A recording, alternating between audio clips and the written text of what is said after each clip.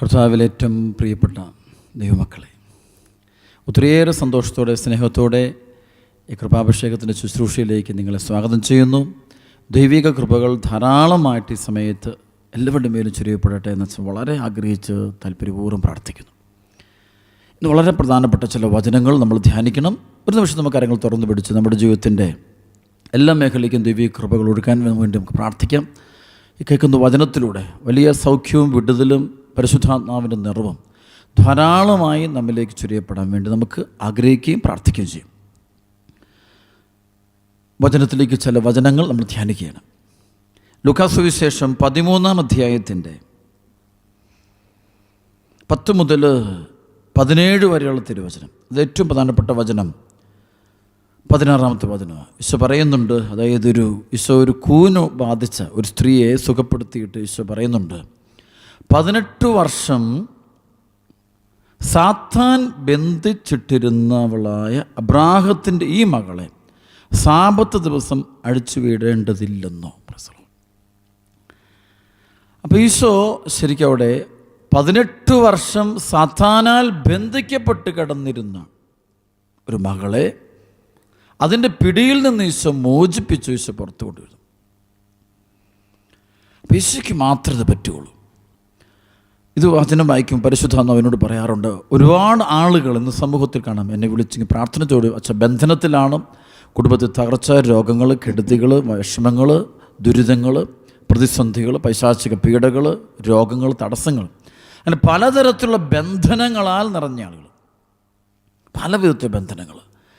അപ്പോൾ ഇതെങ്ങനെ ഇതിൽ നിന്ന് പുറത്തു കടക്കാൻ പറ്റും, അതാണ് എല്ലാവരും ആഗ്രഹിക്കുന്നത്. ഓരോ പ്രശ്നങ്ങൾ തടസ്സം മാറാൻ വേണ്ടി ആഗ്രഹിക്കുന്നു, പരിശ്രമിക്കുന്നു. ആ ബ്ലോക്കായി എല്ലാം ബ്ലോക്കാച്ച എന്തിനിറങ്ങിയാലും തടസ്സങ്ങളാണ്. എന്താണെന്നറിയില്ല. ഒരു ശരിക്കും പ്രിയപ്പെട്ട സഹോദരങ്ങളെ, ബൈബിള് പഠിക്കുമ്പോൾ, തിരുവചനം പഠിക്കുമ്പോൾ നമ്മൾ കണ്ടുമുട്ടുന്ന ഏറ്റവും വലിയ യാഥാർത്ഥ്യങ്ങളൊന്നും പൈശാചിക ശക്തികളുടെ സാന്നിധ്യം. അത് ബൈബിൾ മുഴുവൻ നമ്മളത് വെളിപ്പെട്ട് കിട്ടുന്നു. പൈശാചിക ശക്തികളുടെ സാന്നിധ്യം ലോകത്തിൽ പ്രവർത്തിക്കുന്നുണ്ട്.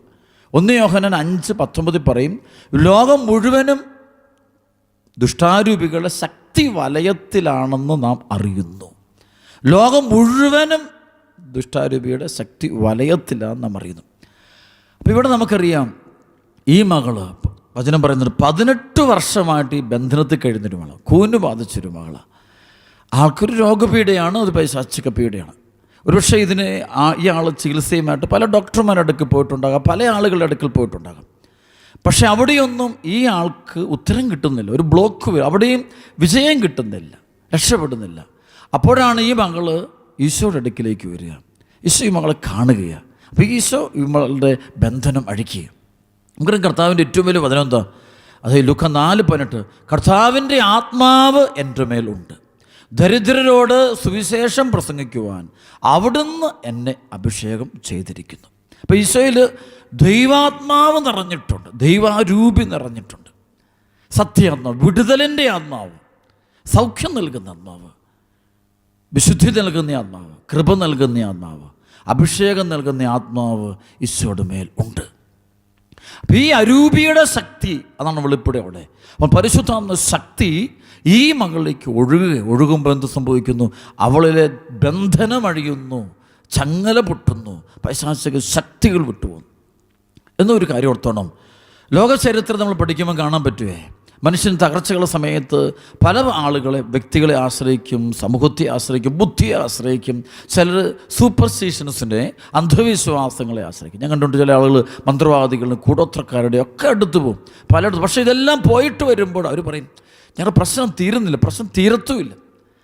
പക്ഷേ ഇവിടെ പ്രശ്നം തീർക്കുന്ന, യഥാർത്ഥത്തിൽ നമ്മുടെ ജീവിതത്തിൻ്റെ പ്രശ്നങ്ങൾ എടുത്തു മാറ്റാൻ ശക്തിയുള്ള ഒരേ ഒരാൾ നമ്മുടെ കർത്താവായ ഈശോ മിശിഹ മാത്രമാണ്. ആ രൂപി പരിശുദ്ധാത്മാവിൻ്റെ ശക്തി നിന്നിലേക്ക് ഒഴുകാൻ നീ ആഗ്രഹിക്കുക. അപ്പോൾ ആ ആത്മാവ് വന്ന് ഇറങ്ങുന്ന നിമിഷത്തിലാണ് നിന്നിലെ ചങ്ങലകൾ, ബന്ധനങ്ങൾ, കെട്ടുകൾ ഒക്കെ അഴിയുന്നു. നമുക്കറിയാം, മോശയോട് ദൈവം പറഞ്ഞു, അവർ കയ്യിലിരിക്കുന്ന വടിയെടുത്തിട്ട് പാറമേൽ അടിക്കുക. അപ്പോൾ അവിടെ വെച്ച് മെരിബയിൽ വെച്ച് പാറമേൽ ആഞ്ഞടിക്കുമ്പോൾ ഉടനെ അവിടെ നിന്ന് ജലമൊഴുകുന്നത് കാണാൻ പറ്റും. ജലമൊഴുകുന്നു. അപ്പോൾ അവിടെ ആ വടിയെന്ന് വെച്ചത് കൃപയാണ്, അത് ഈശോയാണ്, ഈശോയുടെ വചനമാണ്, ഈശോയുടെ സാന്നിധ്യമാണത്. അരൂപി അവിടെ പ്രവർത്തിക്കുന്നത് ദൈവകൃപയാണ് പ്രവർത്തിക്കുന്നത്. ആ കൃപ ചെന്ന് കഴിഞ്ഞപ്പോൾ ആ പാറ തകർന്നു പോവുകയാണ്. അവിടെ വാത് തുറക്കപ്പെടുകയാണ്. ശരിക്കും ഈശോയുടെ ഉത്ഥാനത്തിൽ ഇത് തന്നെയാണ് കണ്ടുമുട്ടുന്നത്. ഈശോയെ അടക്കിയിരുന്ന് ആ പാറ അത് ഒറ്റ ഭൂകമ്പത്തോടെ അത് ഇല്ലാതായിത്തീരുന്ന അപ്രത്യക്ഷമാകുന്ന സംഭവമാണ്. അവിടെ പരിശുദ്ധാത്മാവിന് ശക്തി വരുമ്പോൾ എത്ര വലിയ പാറയും വിട്ടു. ശരിക്കും നിങ്ങൾ ഈ വചനം കേൾക്കുന്ന നിങ്ങൾ നിരന്തരം നിങ്ങളുടെ വീട്ടിലായിരുന്നുകൊണ്ട് പ്രാർത്ഥിക്കേണ്ടത് പരിശുദ്ധാത്മാവിനോടാണ്. ദൈവാരൂപിയുടെ ശക്തി നിന്നിലേക്ക് ഒഴുകി ഇറങ്ങിക്കഴിയുമ്പോൾ അത് ഈശോയിൽ പ്രവർത്തിച്ച പരിശുദ്ധമാണ്. എന്തിനാണ് ഈശോയിൽ വിശ്വസിച്ചത്? ഈശോയെ എന്ന് ആരാധിക്കുന്നതിന് വേണ്ടിയാണ്, ഈശോയെ എപ്പോൾ സ്തുതിക്കുന്നതിന് വേണ്ടിയാണ്. ഈശോയുടെ ആത്മാവ് നമ്മളിൽ ഇറങ്ങി പ്രവർത്തിക്കുന്നതിന് വേണ്ടിയാണ്. ഈശോയുടെ ആത്മാവ് ഇറങ്ങി വരുമ്പോഴാണ് ഈ തിന്മയുടെ അരൂപികൾ ശക്തികൾ നമ്മളെ പൂർണ്ണമായും വിട്ടുപോകും. ജെറമിയ 23:28-29 പറയാം. കർത്താവ് അരുളി ചെയ്യുന്നു, സ്വപ്നം കാണുന്ന പ്രവാചകൻ തൻ്റെ സ്വപ്നം പറയട്ടെ, എൻ്റെ വചനം ലഭിച്ചിട്ടുള്ളവൻ അത് വിശ്വസ്തയോടെ പ്രഖ്യാപിക്കട്ടെ. പതിരിനും ഗോതമ്പ് മണിക്കും തമ്മിൽ എന്ത് പൊരുത്തം? എൻ്റെ വചനം അഗ്നി പോലെയും പാറയെ തകർക്കുന്ന കൂടം പോലെയും അല്ലയോ? എൻ്റെ വചനം അഗ്നി പോലെയും പാറയെ തകർക്കുന്ന കൂടം പോലെ. കാരണം ഈശോയുടെ വചനം അത് പാറയെ തകർക്കുന്ന അഗ്നി പോലെ. കാരണം അതിൽ ദൈവത്തിൻ്റെ ആത്മാവ് നിറഞ്ഞിട്ടുണ്ട്. കാരണം ഈശോ യോഹന്നാൻ 6:61 പറഞ്ഞ വചനം അതാണ്, ആത്മാവാണ് ജീവൻ നൽകുന്നത്, ശരീരം ഒന്നിനും ഉപകരിക്കുന്നില്ല. ഞാൻ നിങ്ങളോട് പറഞ്ഞ വചനങ്ങൾ ആത്മാവ് ജീവനോ. ശരിക്കും സഭയിൽ വിശുദ്ധ ബലിയിൽ നമ്മൾ പങ്കെടുക്കുമ്പോൾ, അതുപോലെ ദൈവവചനം നമ്മൾ വിശ്വാസത്തോടെ വായിച്ചുകൊണ്ടിരിക്കുമ്പോൾ നമ്മിലേക്ക് ഈ പരിശുദ്ധാത്മാവിൻ്റെ സാന്നിധ്യം കടന്നു വന്നിട്ട് നമ്മിലുള്ള വലിയ പാറകൾ, വലിയ ബന്ധനങ്ങൾ, വലിയ തടസ്സങ്ങൾ പൊട്ടിച്ചെറിഞ്ഞ് നമ്മളെ സ്വതന്ത്രരാക്കി ദൈവം പുറത്തു കൊണ്ടുവരും. അപ്പോൾ ഇവിടെ ഈ ബന്ധനം 18 വർഷമായിട്ട് കൂന് ബാധിച്ച ഇവളുടെ ബന്ധനം അടിക്കുന്ന ഈശോയിൽ നിന്ന് അരൂപിയുടെ പരിശുദ്ധാത്മാവിൻ്റെ ശക്തിയാണ്. ഈശോ അതിനകത്ത് പറയുന്നുണ്ട്. നമുക്കറിയാം മത്തായിയുടെ സുവിശേഷം 12:28-29 ദൈവാത്മാവിനാലാണ് ഞാൻ പിശാചുക്കളെ ബഹിഷ്കരിക്കുന്നത്. ദൈവാത്മാവിനാലാണ്. അപ്പോൾ ഈശോ പ്രവർത്തിക്കുന്ന അത്ഭുതങ്ങൾ മനുഷ്യകരമല്ല അവിടെ പ്രവർത്തിക്കുന്നത്, ദൈവകരമാണ്. ദൈവാത്മാവിൻ്റെ ശക്തിയാണ് ഈശോയിലൂടെ വെളിപ്പെടുന്നത്. അതിൻ്റെ ഫലമായിട്ടാണ് അവിടെ ബന്ധനങ്ങൾ തിന്മയുടെ ശക്തികളും പൈശാചിക ശക്തികൾ പൂർണ്ണമായിട്ടും ഈശോയിൽ നിന്ന്, അല്ലെങ്കിൽ അവിടെ ഈശോ അത് കൽപ്പിക്കുന്ന സമയത്ത് ആ വ്യക്തിയിൽ നിന്ന് വിട്ടുപോകുന്നതിൻ്റെ കാരണം ആ സമയത്ത് അവിടെ പ്രവർത്തിക്കുന്നത് ദൈവാരൂപിയുടെ അതിശക്തമായ അഭിഷേകമാണ് അവിടെ. അതുകൊണ്ട് ദുഷ്ടാരൂപിക്ക് നിൽക്കുവാനായിട്ട് സാധ്യമല്ല. ഇതിന് ഈശോ പറഞ്ഞു ലൂക്കാ സുവിശേഷം 11:20 പറയും, ദൈവകരം കൊണ്ടാണ് ഞാൻ പിശാചുക്കൾ. അപ്പോൾ ദൈവകരത്തിൽ പരിശുദ്ധാത്മ ശക്തിയുണ്ട്. ദൈവകരം എന്നൊക്കെ നമ്മൾ പറഞ്ഞ് പ്രാർത്ഥിക്കുമ്പോൾ ആ കരം എന്ന് വെച്ചാൽ അത് ദൈവാരൂപിയാണ്, അരൂപിയുടെ ശക്തിയാണ്. അപ്പോൾ അത് വരുമ്പോൾ അവിടെ അത്ഭുതങ്ങൾ നടക്കുന്നു, രോഗശാന്തികൾ നടക്കുന്നു, ദുഷ്ടാരൂപികൾ വിട്ടുപോകുന്നു, തടസ്സങ്ങൾ വിട്ടുപോകും. നമ്മളെ അലട്ടുന്ന ഏത് പ്രശ്നം, എത്ര വലിയ പ്രശ്നമാണെങ്കിലും അത് നമ്മളിന്ന് വിട്ടുപോയിക്കൊള്ളും. ദൈവാരൂപി നമ്മൾ നിറയുമ്പോൾ, അരൂപി ഇറങ്ങുന്ന സമയത്ത് അടയാളങ്ങളും അത്ഭുതങ്ങളും രോഗശാന്തികളും വിടുതലും നമ്മുടെ ജീവിതത്തിൽ സംഭവിക്കും. ഇതന്നെ നമ്മൾ കണ്ടുമുട്ടുന്നല്ലോ യെശയ്യാ പ്രവാചകൻ്റെ പുസ്തകത്തിൽ 36-ാം അധ്യായത്തിൻ്റെ 26-27 ഒരു പുതിയ ഹൃദയം നിങ്ങൾക്ക് ഞാൻ നൽകും, ഒരു പുതു ചൈതന്യം നിങ്ങൾ ഞാൻ നിക്ഷേപിക്കും. നിങ്ങളുടെ ശരീരത്തിൽ നിന്ന് ശിലാഹൃദയം എടുത്തു മാറ്റി മാംസള ഹൃദയം നൽകും. എൻ്റെ ആത്മാവിനെ ഞാൻ നിങ്ങളിൽ നിവേശിപ്പിക്കും. നിങ്ങളെ എൻ്റെ കൽപ്പനകൾ കാക്കുന്നവരും നിയമങ്ങൾ പാലിക്കുന്നതിൽ ശ്രദ്ധയുള്ളവരുമാക്കും. അപ്പോൾ അതിൻ്റെ അർത്ഥം എന്താ? ദൈവാത്മാവ് പ്രവർത്തിക്കുമ്പോൾ അവിടെ അത്ഭുതമുണ്ടാകും, പൈശാചിക ബന്ധനങ്ങൾ അഴിഞ്ഞു പോകും, തടസ്സങ്ങൾ മുഴുവൻ പുതിയ ഹൃദയമുണ്ടാകും. അവിടെ നിരന്തരം നമ്മൾ പരിശുദ്ധാത്മാവിൻ്റെ വരവ് നമ്മുടെ ജീവിതത്തിലേക്ക് അരൂപിയുടെ പ്രവർത്തനം വെളിപ്പെടാൻ പ്രാർത്ഥിക്കാം. ഒരു പക്ഷേ നമ്മൾ ബലിയിൽ പരിശുദ്ധ കുർബാനയിൽ പങ്കെടുക്കുമ്പോൾ പരിശുദ്ധ നമുക്ക് ഔദാസികമായിട്ട് ബലിയിൽ വരുന്നു, പരിശുദ്ധ കുർബാനയിൽ വരുന്നു, നമ്മളിലേക്ക് വരുന്നുണ്ടെങ്കിലും ആ അരൂപി നമ്മളിൽ വെളിപ്പെടാൻ, മാനിഫെസ്റ്റ് ചെയ്യാൻ വേണ്ടി, വെളിപ്പെടാൻ വേണ്ടി നമ്മൾ നിരന്തരം പ്രാർത്ഥിക്കണം. അങ്ങനെ പ്രാർത്ഥിക്കുമ്പോൾ ആ പരിശുദ്ധാത്മാവ് നമ്മളിലേക്ക് വെളിപ്പെടുമ്പോൾ നമ്മളിലുള്ള ദുഷ്ടാരൂപികൾ, പൈശാചിക ശക്തികൾ എല്ലാം വിട്ടുപോയിക്കോളും. ശരിക്കും പരിശുദ്ധാത്മ ആഗമനത്തോടു കൂടി മാത്രമേ നമ്മുടെ പ്രശ്നങ്ങൾ തീരുള്ളൂ. അരൂപിയുടെ പ്രവർത്തനം ഉണ്ടാവണം. ഈ നാളുകളൊക്കെ പാപത്തിൻ്റെ മേഖലയിലൊക്കെ ആളുകൾ പോകുന്നതിൻ്റെ പിന്നിൽ ഒരു കാരണം ഇതാണ്. അല്ല, ബന്ധനത്തിൽ പോകുന്നു, അരൂപി ചലിക്കുന്നില്ല, അരൂപിയുടെ ശക്തി ഒഴുകുന്നില്ല. നമുക്കറിയാം ഈശോയെ രക്തസ്രാവക്കാരി സ്പർശിക്കുമ്പോൾ അവൾക്ക് സൗഖ്യം കിട്ടുന്നു. കാരണം എന്താണ്? അവർ ഈശോ പറഞ്ഞു, ആരോ എന്നെ സ്പർശിച്ചിരിക്കുന്നു, എന്നിൽ നിന്ന് ശക്തി നിർഗളിച്ചിരിക്കുന്നു. അപ്പോൾ എന്നിൽ നിന്ന് ശക്തി ഒഴുകുക. ഈശോ പറയുന്നുണ്ട്, അപ്പോൾ ആരോ എന്നെ സ്പർശിച്ചിരിക്കുന്നു, അത് എന്നിൽ നിന്ന് ശക്തി ഒഴുകിയിരിക്കുന്നു. കാരണം ഇതാണ്, അത് ഈശോയിൽ നിന്ന് ഒഴുകുന്നത് പരിശുദ്ധാത്മാവാണ്. പരിശുദ്ധാത്മാ ശക്തിയാണ് ഈശോയിൽ ഒഴുകിക്കൊണ്ടിരിക്കുന്നത്. അതുകൊണ്ടാണ് സംഭവിക്കുന്നത്. ലൂക്കാ സുവിശേഷത്തിൻ്റെ 8-ാം അധ്യായത്തിൻ്റെ 45, 46, 47 വചനം.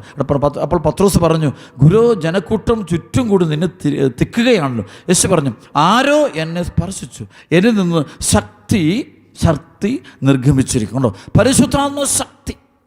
അപ്പോൾ അവിടെ കാണാൻ പറ്റും, ഈശോയെ തൊട്ടപ്പോൾ എങ്ങനെ പരിശുദ്ധാത്മ ശക്തി ആ വ്യക്തി കിട്ടുന്നത്? ഈശോയെ തൊടുന്നത് വിശ്വാസത്തോടെയാണ്.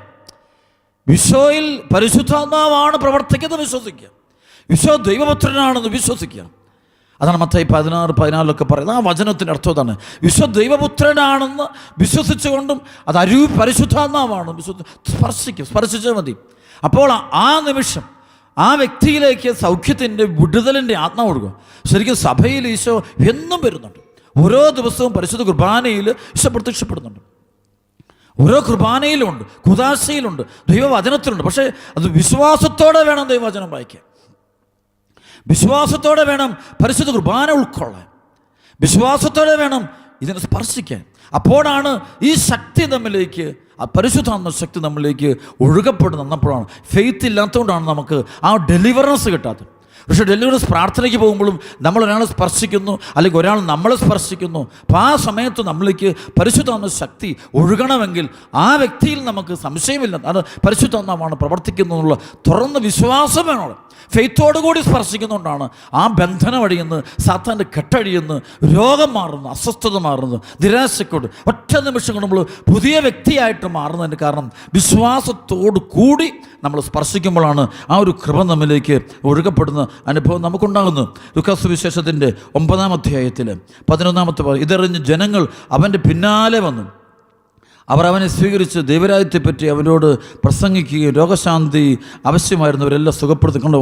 ആളുകൾ അവൻ്റെ പിന്നാലെ വിശ്വാസത്തോടെ വരിക, വിശ്വാസത്തോടെ വരുന്ന ആളുകളെ ഈശോ തൊടുമ്പോൾ ആ നിമിഷം അവിടെ അത്ഭുതങ്ങൾ അടയാളം. കാരണം ഈശോയിൽ ദൈവാത്മാവാണ് നിറഞ്ഞു നിൽക്കുക. അതുകൊണ്ട് ഇതാണ് നമ്മളൊക്കെ ഈശോയിൽ വിശ്വസിക്കുകയും ഈശോയെ ഏറ്റുപറയുകയും ചെയ്യുമ്പോൾ നമ്മിലേക്കും ഈ അരൂപിയുടെ ഒഴുക്കുണ്ടാകും. നമ്മളിൽ വന്നിട്ട് പരിശുദ്ധാത്മാവ് നിറയും. ഇത് നിറയുമ്പോഴാണ് ഈശോയിൽ നമ്മൾ നിറയാൻ കാരണം ശരിക്കുള്ള പരിശുദ്ധം പറഞ്ഞെങ്കിൽ ആ വ്യക്തി അതുപോലെ ഈശോയിൽ വിശ്വാസം ഉണ്ടാകും. ശരിക്കും ഏറ്റവും കൂടുതൽ ഈശോയിൽ വിശ്വാസം, ഈശോ സ്നേഹം, ഈശോയെ അംഗീകരിക്കുക, ഈശോ ദൈവമായിട്ടും കർത്താവായിട്ടും ഒക്കെ അംഗീകരിച്ചുകൊണ്ടിരിക്കുന്ന ഒരു വ്യക്തിയിൽ ആ പരിശുദ്ധാത്മാവ് രാവും പകലും വെളിപ്പെട്ടുകൊണ്ടിരിക്കും. അവിടെ പോകുന്ന വഴികളൊക്കെ വെളിപ്പെടും, അത്ഭുതങ്ങളൊക്കെ പ്രവർത്തിക്കും. ബന്ധനം അഴി, നമ്മളെ ബന്ധനം, നമ്മുടെ ചുറ്റുമുള്ള ബന്ധനമൊക്കെ അഴിയും. നമുക്ക് അഴിയുന്നില്ലെങ്കിൽ അതിൻ്റെ കാരണം മറ്റൊന്നുമല്ല, ആ പരിശുദ്ധാത്മ ശക്തി നമുക്ക് കുറയുന്നതിന് കാരണം ഫെയ്ത്ത് കുറയുന്നതുകൊണ്ടാണ്. ഫെയ്ത്ത് കുറയുമ്പോഴാണ് പരിശുദ്ധാത്മ ശക്തി നമുക്ക് കുറയുന്നത്. അപ്പോൾ നമുക്ക് ആ ബന്ധനങ്ങൾ അഴിക്കാൻ പറ്റാതെ പോകുക, ആ ബന്ധനം അവിടെ തന്നെ നിൽക്കുന്നത് കാണാൻ പറ്റൂ, അത് മാറുന്നില്ല. അപ്പോൾ ഇവിടെ ഫെയ്ത്ത് ഉണ്ടാകുക. അപ്പോൾ അതുപോലെ തന്നെ പരിശുദ്ധാത്മ ശക്തി അവളാണ് സൗഖ്യമുണ്ടാകുന്നത്. ഈശോയിലുള്ള പരിശുദ്ധാത്മ ശക്തി സൗഖ്യത്തിൻ്റെ. അന്ന് ഈശോ വീണ്ടും ആ വചനം പറയുന്നത് ലൂക്കാ 4:18, കർത്താവിൻ്റെ ആത്മാവ് എൻ്റെ മേലുണ്ട്, ദരിദ്രരോട് സുവിശേഷം പ്രസംഗിക്കുവാൻ അവിടുന്ന് തന്നെ അഭിഷേകം ചെയ്യുമ്പോൾ ആ പരിശുദ്ധാത്മ ശക്തിയാണ് ഈശോയെ അതിലേക്ക് നയിക്കുന്നത്. നമുക്കറിയാം, ഈശോ ജ്ഞാനസ്നാനം തിരിച്ചപ്പോൾ സ്വർഗം തുറക്കപ്പെട്ടു, പരിശുദ്ധാത്മാവ് പ്രാവിൻ്റെ രൂപത്തിൽ അവൻ്റെ മേൽ വന്നു. അവിടെ പരിശുദ്ധാത്മാവിൻ്റെ ഇടപെടൽ വെളിപ്പെട്ട നിമിഷം, ആ നിമിഷം മുതലാണ് ഈശോ ദൈവരാജ്യ ശുശ്രൂഷയ്ക്കായിട്ട് ഇറങ്ങുന്നത്. അപ്പോഴാണ് അത്ഭുതം നടക്കുന്നത്, അപ്പോഴാണ് ദൈവരാജ്യം സ്ഥാപിക്കാൻ പറ്റുന്നത്, അപ്പോഴാണ് ഈശോയ്ക്ക് സഹിക്കാൻ പറ്റുന്നത്. ഈശോ പീഡാനുഭവം, കാരണം അവനെ മുഴുവൻ നിറഞ്ഞു നിൽക്കുന്നതും പ്രവർത്തിക്കുന്നതും അരൂപിയാണ്, ദൈവാരൂപിയാണ്. ഈ പ്രപഞ്ചത്തിൻ്റെ സൃഷ്ടിയിൽ പ്രവർത്തിച്ച ദൈവാരൂപി, പരിശുദ്ധ ത്രിത്വത്തിൻ്റെ 3-ാമത്തെ ആളെന്നൊക്കെ നമ്മൾ പറയും. ആ പിതാവിൽ നിന്നും പുത്രനിൽ നിന്നും പുറപ്പെടുന്ന പരിശുദ്ധാത്മാവ് ആ ദൈവാരൂപിയാണ് പ്രവർത്തിക്കുന്നത്. ഈ ദൈവാരൂപി നമ്മൾ നിറയാൻ വേണ്ടി നമ്മൾ അതിനുവേണ്ടി പ്രാർത്ഥിക്കേണ്ടത് നിരന്തരം. അപ്പോൾ ഇവിടെ കിട്ടുന്നത് വീണ്ടും പറയാം, വിശ്വാസത്തിന് തലവാണ്. യെശയ്യാ പ്രവാചകന്റെ പുസ്തകത്തിൻ്റെ 61-ാം അധ്യായം 1 മുതൽ ദൈവമായ കർത്താവിൻ്റെ ആത്മാവ് എൻ്റെ മേലുണ്ട്, പീഡിതരെ സദ്വാർത്ത അറിയിക്കുന്നതിനും അവിടുന്ന് എന്നെ അഭിഷേകം ചെയ്തിരിക്കുന്നു, ഹൃദയം തകർന്നവരെ ആശ്വസിപ്പിക്കുവാനും തടവുകാർക്ക് ഭോജനവും ബന്ധിതർക്ക് സ്വാതന്ത്ര്യവും പ്രഖ്യാപിക്കാനും കർത്താവിൻ്റെ കൃപാവത്സരവും നമ്മുടെ ദൈവത്തിൻ്റെ പ്രതികാര ദിനവും പ്രഘോഷിക്കാനും വിലപിക്കുന്നവർക്ക് സമാശ്വാസം നൽകുവാനും എന്നെ അയച്ചിരിക്കുന്നു. അപ്പോൾ അവിടെയാണ് വിലപിക്കുന്ന സമാശ്വാസം. അപ്പോൾ പറയുന്ന വാക്കുകളിൽ സമാധാനം കിട്ടുക, കാരണം ദൈവാരൂപിയാണ് ഒഴുകുന്നത്. ദൈവാരൂപി പ്രവർത്തിക്കുമ്പോൾ ആ വചനത്തിൽ ജീവനുണ്ടാകുക, ആ വചനത്തിൽ അത്ഭുതം പ്രവർത്തിക്കുക. അവിടെ പറയുകയാണ്, തടവുകാർക്ക് മോചനം കൊടുക്കുന്നു, ബന്ധിതർക്ക് മോചനം കൊടുക്കുന്നു, പാപത്തിൽ നിന്ന് മോചനം. ഇതെല്ലാം പരിശുദ്ധാത്മാവിൻ്റെ പ്രവൃത്തിയാണ്. നമുക്ക് ആദ്യ മനുഷ്യന് നഷ്ടപ്പെട്ടത്, പാപം പോലും നഷ്ടപ്പെട്ടത് ദൈവിക ജീവനാണ്, ദൈവാരൂപിയുടെ പ്രവർത്തനമാണ്. ദൈവബന്ധം നഷ്ടപ്പെട്ടപ്പോൾ അവൻ നഷ്ടപ്പെട്ടു ദൈവാരൂപിയുടെ പ്രവർത്തനം, ദൈവാരൂപിയുടെ ആ ചൈതന്യം നഷ്ടപ്പെട്ടു പോയത്. അപ്പോൾ അതാണ് ഈശോ തിരിച്ചിരുന്നത്. അപ്പോൾ ഈശോയിൽ വിശ്വസിച്ചാൽ നമുക്ക് അരൂപിയുടെ അഭിഷേകം കിട്ടുള്ളൂ. അപ്പോൾ ആ ഒരു അനോയിന്റിങ് ഉണ്ടെങ്കിൽ ഏത് ദുഷ്ടാരൂപിയും ഏത് രാത്രി എപ്പം നമ്മെ ആക്രമിച്ചാലും നമുക്കതിനെ കീഴ്പ്പെടുത്താൻ പറ്റും. പക്ഷേ ഇവിടെ സ്വന്തമാക്കാൻ എന്ത് ചെയ്യണം? ആ രക്തസ്രാവക്കാരുടെ അതേ വിശ്വാസ ചൈതന്യത്തോടു കൂടി നമ്മൾ അടുക്കണം. നമ്മൾ പ്രാർത്ഥിക്കണം. നമ്മൾ വിശ്വാസത്തോടെയുള്ള പ്രാർത്ഥന. ഈശോയെ വിശ്വസിക്കണം, രാമൻ പോലെ സ്തുതിക്കണം, ഈശോയെ സ്നേഹിക്കണം. നമ്മൾ എല്ലാ വസ്തുക്കളെക്കാളും എല്ലാ വ്യക്തികളെക്കാളും എല്ലാത്തിനേക്കാളും ഉപരിയായി ഈശോയെ നമ്മൾ സ്നേഹിക്കണം. അങ്ങനെ സ്നേഹിക്കുമ്പോഴാണ് ഈ ദൈവാരൂപി നമ്മിലേക്ക് വന്ന് നിറയുന്നത്. ആ ദൈവാരൂപി നമ്മൾ നിറയുമ്പോഴാണ് നമ്മൾ പോകുന്ന വഴികൾ അടയാളമുണ്ട്. ആ അരുവിയുടെ പ്രവർത്തനം നമ്മളല്ല പ്രവർത്തിക്കുന്നത്, നമ്മൾ ഒരിക്കലല്ല. നമ്മൾ ആകെ ചെയ്തത് ഈശോയിൽ വിശ്വസിച്ചെന്ന് മാത്രമേ ഉള്ളൂ. അതും അങ്ങനെ ഈശോയിൽ വിശ്വസിച്ചെന്ന് മാത്രം. ബാക്കി നമ്മളിൽ പ്രവർത്തിക്കുന്ന മുഴുവൻ പരിശുദ്ധം. നമ്മൾ ഈശോയിലെ ദൈവവും കർത്താവുമായിട്ട് ഹൃദയം കൊണ്ട് ആത്മാർത്ഥമായിട്ട് വിശ്വസിച്ച് കഴിയുമ്പോഴത്തേക്കും നമ്മളിലേക്ക് ആത്മാവിൻ്റെ പ്രവർത്തനം അത് ശക്തമായിട്ട് വരും. എല്ലാ വസ്തുക്കളെക്കാളും എല്ലാ വ്യക്തികളെക്കാളും ലോക സുഖങ്ങളെക്കാളും ഉപരിയായി ഈശോയെ സ്നേഹിക്കും ആരാധിക്കും നമ്മൾ ചെയ്യുമ്പോൾ നമ്മിലേക്ക് ഈ അരൂപിയുടെ പ്രവാഹം ഉണ്ടാകുക. ഈ അരൂപി വന്നു കഴിയുമ്പോൾ ഈ അരൂപി നമ്മളിലുള്ള ബന്ധനം അടിക്കുന്നു, നമ്മുടെ ചുറ്റുമുള്ള ബന്ധനം അടിക്കുന്നു. രോഗപീഠയാട്ടെ, പാപപീഠയാട്ടെ, പൈശാചിക പീഠ, കൊട്ടമാണ്, അതെല്ലാം മാറുന്നത് ഈ അരൂപിയുടെ പ്രവർത്തനം കൊണ്ട് മാത്രം. അതുകൊണ്ട് ഈശോ ശിഷ്യന്മാരോട് പറയുന്നത് ലൂക്കായുടെ സുവിശേഷം 24 48, 49, 50 ആ വചനം നമുക്കറിയാമല്ലോ. അതായത് ഉന്നതത്തിൽ നിന്ന് ശക്തി ധരിക്കുന്നവരെ നിങ്ങൾ നഗരത്തിന് വെളിയിൽ പോകരുതെന്ന് പറയാൻ കഴിയും. പരിശുദ്ധാത്മാവിൻ്റെ ശക്തി കൊണ്ട് മാത്രമേ നിങ്ങൾക്ക് ഇറങ്ങാൻ പറ്റുള്ളൂ. ആ അരൂപി ശരിക്കും നിങ്ങൾ വെളിപ്പെട്ട നിങ്ങൾക്ക് ബോധ്യപ്പെട്ട അനുഭവം ഉണ്ടാകണം. ആ അനുഭവത്തിലൂടെ മാത്രമേ നിങ്ങൾ പോകാവുള്ളൂ. അല്ലാതെ പോയാൽ നിങ്ങൾ തോറ്റുപോകും. ദുഷ്ടാരൂപി നിങ്ങളെ തോൽപ്പിക്കും. നിങ്ങൾക്ക് ആരെയും സുഖപ്പെടുത്താൻ പറ്റില്ല. നിങ്ങൾ ആ വിഷമങ്ങളിലും ദുഃഖങ്ങളും കേട്ട് ആരെ സഹായിക്കാൻ പറ്റില്ല. അവിടെ ശരിക്കും നല്ല കൗൺസിലിംഗ് മിനിസ്റ്ററൊക്കെ നടത്തുന്ന ആളുകൾ ഞാൻ പറയാറുണ്ട്, നിങ്ങൾ പരിശുദ്ധാത്മാവ് ഉണ്ടെങ്കിൽ ബന്ധിതർക്ക് മോചനം കൊടുക്കാൻ പറ്റും, അന്ധർക്ക് കാഴ്ച കൊടുക്കാൻ പറ്റും, തകർന്ന മക്കളെ പ്രത്യാശയിലേക്ക് നയിക്കാൻ പറ്റും, ജീവിതം എല്ലാം തീർന്ന ജീവിതങ്ങൾക്ക് ഒരു വഴി കാണിച്ചു കൊടുക്കാൻ പറ്റും, ഭാവികൾക്ക് മാനസാന്തരം കാണിച്ചാൽ അത് മുഴുവൻ പരിശുദ്ധാത്മാവിൻ്റെ പ്രവൃത്തിയാണ്. ഈ പരിശുദ്ധാത്മാവ് നിങ്ങൾ എത്രമാത്രം നിറഞ്ഞുകൊണ്ടിരിക്കുന്നു എന്ന് അറിയണം. ഇപ്പോൾ നീ പ്രാർത്ഥിക്കണം, അതിനുവേണ്ടിയാണ്. ഈ പരിശുദ്ധാത്മാവിൻ്റെ സാന്നിധ്യം നിങ്ങളിലേക്ക് ഒഴുകണം. ഇപ്പോൾ തന്നെ പരിശുദ്ധാത്മാവ് പ്രാർത്ഥിച്ചുകൊണ്ടിരിക്കും, സ്തുതിക്കണം. എപ്പോഴും നമ്മൾ പരിശുദ്ധാത്മാവിനെ സ്തുതിച്ച് പ്രാർത്ഥിക്കണം. നമ്മൾ അരൂപി നിറയാൻ വേണ്ടി നമുക്ക് ആഗ്രഹിക്കണം. അതാണ് നമുക്ക് ഉണ്ടാകേണ്ട കാര്യം. ഈ അരൂപി നിറയാത്തതാണ് നമ്മുടെ ചിന്തകളെല്ലാം മാറിപ്പോവുക. നമുക്കൊന്നും ചെയ്യാൻ പറ്റാതെ പോകുന്നതിൻ്റെ കാരണം അത്, നമുക്ക് മുന്നോട്ട് നീങ്ങാൻ പറ്റാത്തതിൻ്റെ കാരണം, ബ്ലോക്കായി പോകുന്നതിൻ്റെ കാരണം അതാണ്. അത് പല പ്രശ്നങ്ങൾക്ക് നമുക്ക് പരിഹാരം കണ്ടുപിടിക്കാൻ പറ്റാത്തതിൻ്റെ കാരണം ആ അരൂപി നമ്മൾ വേണ്ടവണ്ണം നിറഞ്ഞിട്ടില്ല. പരിശുദ്ധാത്മാവ് നമ്മൾ നിറയാത്തതുകൊണ്ടാണ്. അത് നിറയാൻ വേണ്ടി നമ്മൾ ആഗ്രഹിക്കണം. നമുക്ക് ആ എളിമ കിട്ടാത്തത് ആ പരിശുദ്ധാത്മാവ് അരൂപി നിറയാത്തതുകൊണ്ടാണ്. നമുക്ക് ധൈര്യം കിട്ടാത്ത സുവിശേഷത്തിന് ദൈവവചനത്തിന് സാക്ഷ്യം വഹിക്കാനുള്ള ധൈര്യം കിട്ടാത്തതിൻ്റെ കാരണം നമുക്ക് പരിശുദ്ധാത്മാഭിഷേകം കിട്ടാത്തതുകൊണ്ടാണ്. നമ്മളെല്ലാത്തിനെയും ഭയപ്പെടുന്നു, ലോകത്തെയും പാപത്തെയും ലോക സുഖങ്ങളൊക്കെ ഭയപ്പെടുന്നതിൻ്റെ കാരണം മറ്റൊന്നുമല്ല, ഈ ദൈവാരൂപി നമ്മൾ വേണ്ടവണ്ണം നിറയാത്തതുകൊണ്ട്. അപ്പോൾ ഈ അരൂപി നമ്മൾ നിറഞ്ഞെങ്കിൽ മാത്രമേ നമുക്ക് അനുഭവിക്കാനോ സ്വന്തമാക്കാനും പറ്റുള്ളൂ, ഈശോയ്ക്ക് സാക്ഷ്യം വഹിക്കാൻ പറ്റുള്ളൂ. ആണ് എൻ്റെ പ്രിയപ്പെട്ട ദൈവമക്കളെ, വചനം കേട്ടുകൊണ്ടിരിക്കുമ്പോൾ തന്നെ ഇതിൽ വലിയൊരു ആഴമേറിയ മാനസാന്തരം നീ ആഗ്രഹിച്ച് നീ പ്രാർത്ഥിക്കണം. വലിയൊരു മാനസാന്തരത്തിന് നീ പ്രാർത്ഥിക്കണം. നിൻ്റെ ജീവിതം മുഴുവനും നിൻ്റെ മനസ്സും ജീവിതവും സന്തോഷവും ദുഃഖവും എല്ലാം ഈശോയ്ക്ക് വിട്ടുകൊടുത്ത് പ്രാർത്ഥിക്കണം. എന്നിട്ട് പരിശുദ്ധാത്മാവെ കടന്നു വരണമേ എന്ന് പ്രാർത്ഥിക്കണം. നമ്മൾ നമ്മുടെ ജീവിതത്തിലേക്ക് നമ്മുടെ അവിടെ വീണ്ടും ഞാൻ പറയും ഈശോയുള്ള വിശ്വാസം. അതാണ് യോഹന്നാന്റെ സുവിശേഷം 1 മുതൽ 12 വരെയുള്ള വചനമൊക്കെ വായിക്കുമ്പോൾ അവൻ സ്വജനത്തിൻ്റെ അടുക്കിലേക്ക് വന്നു. എന്നാൽ അവരാകട്ടെ അവനെ സ്വീകരിച്ചില്ല. കാരണം അവർക്കും പരിശുദ്ധാത്മാവ് കിട്ടാൻ വന്ന്, പക്ഷെ അവർ ഈശോയിൽ വിശ്വസിച്ചില്ല.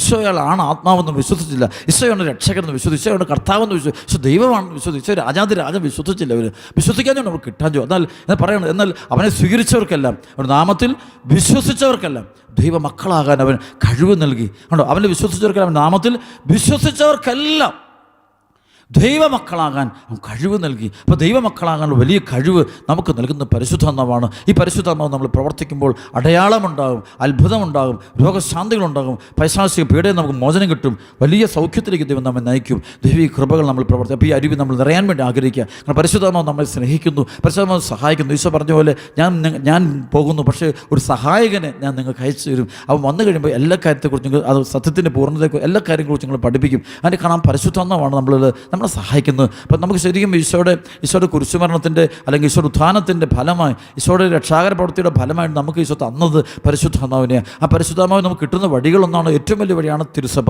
തിരുസഭയിലെ പരിശുദ്ധ കുദാശകളിലൂടെ, അതിൽ കുദാശയായി പരിശുദ്ധ കുർബാനയിലൂടെ പരിശുദ്ധാത്മാവിനെ നമുക്ക് തരുന്നത്.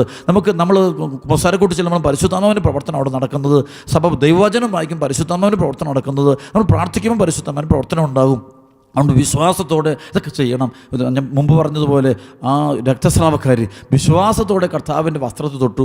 ആ നിമിഷമാണ് അവൾ സൗഖ്യം പെട്ടത്. വിശ്വാസത്തോടെ സ്പർശിക്കാതെ ഒരിക്കലും നമുക്ക് ആ സൗഖ്യം കിട്ടത്തില്ല. അപ്പം നമുക്ക് വിശ്വാസത്തോടെ എല്ലാ കാര്യം ചെയ്താൽ മാത്രമേ ആ അത്ഭുതങ്ങളും അടയാളങ്ങളും രോഗശാന്തികളും വിടുതലൊക്കെ നമുക്ക് കാണാൻ പറ്റും, ഈശോ അനുഭവിക്കാൻ പറ്റുള്ളൂ. എത്രയോ പേര് അവിടെ ഉണ്ടായിരുന്നു, അവരെല്ലാം സ്പർശിക്കുന്നുണ്ടെങ്കിൽ ആർക്കും സൗഖ്യം കിട്ടുന്നില്ല. പക്ഷേ ഈശോ ദൈവമാണ്, ഈശോ കർത്താവാണെന്നും ഈശോ ദൈവപുത്രനാണെന്നും ഈശോയാണ് ലോകത്തിലേക്ക് വന്ന രക്ഷകൻ, ഈശോ മാത്രമാണ്, ഈശോ ദൈവമാണ്, നമ്മുടെ എല്ലാം നാഥനാണ്, യജമാനനാണ്, കർത്താവാണെന്ന് ഒരു വിശ്വാസത്തോടെ പ്രാർത്ഥിക്കണം. അങ്ങനെ പ്രാർത്ഥിക്കുമ്പോഴാണ് ഈ പരിശുദ്ധാത്മാവിൻ്റെ കൃപ നമ്മിലേക്ക് അതിശക്തമായിട്ട് പ്രവഹിക്കുക. അപ്പോൾ അതുമൂലമാണ് അടയാളങ്ങൾ, അത്ഭുതങ്ങൾ, രോഗശാന്തികൾ, വിടുതൽ, ബന്ധനങ്ങൾ, പൂർണ്ണ മോചനങ്ങൾ നമുക്ക് ലഭിക്കുക. നമുക്കൊരു പുതിയ സൃഷ്ടിയാകാൻ പറ്റുക, ഈശോയ്ക്ക് വേണ്ടി മരിക്കാൻ പറ്റുക.